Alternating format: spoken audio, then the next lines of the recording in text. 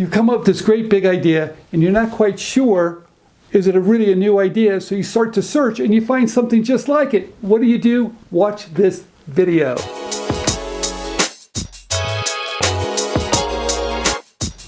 Okay, how do I tell this story? When I came up with this big idea, I was reading an article in the Modesto Bee and how there was never enough information on labels. So I went down and created a prototype of a rotating label to deliver more information on a container just by spinning the label. So I called my patent attorney and we hired a DC firm, a patent searching firm, to see if I'm the true inventor of this rotating label. 3 weeks go by and they finally contact me and they say, Steve, you're the inventor of this new rotating label, and I'm so excited I cannot believe it. So I go ahead and start filing patents. Later, I'm in a meeting at Proctor Gamble, and they get up and they say, Steve and Key, we're not going to pay 1 penny for this idea. And they slide this piece of paper across the desk with all these patent numbers. And I realize, what is that? And I'm probably in some trouble here.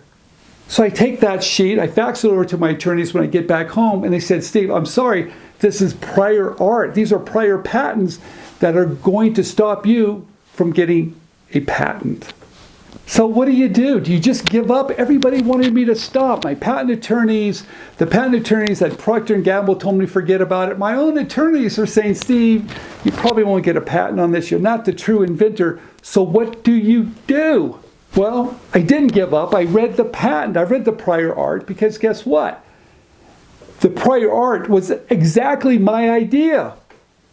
But I kept on reading it because something was wrong. I couldn't understand, why would this company ask me to come on out there to present my technology just to embarrass me? Because even though there was a prior patent, it wasn't on the market. And when I kept on reading that patent over and over again, you know what I realized? There was no method of manufacturing. So what do I know about labels? I know zero about labels, but I knew I had a big idea. So I needed to learn all about the label industry and how labels are even made. Once I learned how labels were made, I could start to work backwards to see how could I make a rotating label. Okay, so I finally realized, all right, I'm going to start with the pressure-sensitive labels. Those are labels that are sticky. You've seen them before. I'm going to start with that type of label format and see if I can figure out how to create a rotating label using a pressure-sensitive type label because they're very popular. So I finally figured out, and here's a patent showing my pressure-sensitive rotating label that actually got issued a few years later. The pressure-sensitive rotating label was a big hit. We sold a lot of them. It was on the cover of magazines. James is going to show you this. There was even a commercial with Alex Trebek. It was selling in all the Walmarts. Sundown Herbals presents its remarkable Twist and Learn label. It works like an herbal information center that helps you learn about herbs simply by turning the label. Sundown's new Twist and Learn label, where to turn for help. I even won 2 Edison Awards. I'm very proud of that construction, but I realized that's only one label construction. I'm going to probably need more. When all these different companies were reaching out to me with different type of label constructions, I knew I needed to figure out how to make a rotating label in all those different constructions and then file IP, intellectual property, patents on those different label constructions.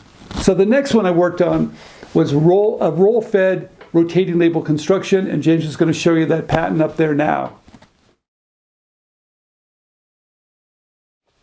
And here's an example of what it looks like on a machine.